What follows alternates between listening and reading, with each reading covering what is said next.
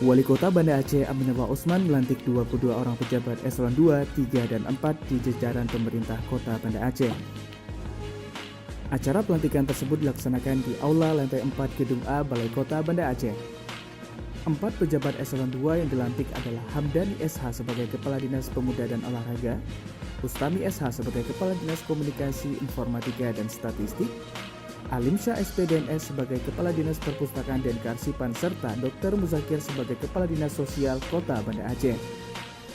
Selain melantik 4 kepala dinas, Aminullah juga melantik 14 eselon 3 dan 4 pejabat eselon 4. Khususnya bagi eselon 2, Wali Kota mengatakan ini merupakan pelantikan perdana setelah dilakukan proses seleksi jabatan tinggi pratama JPT beberapa waktu lalu.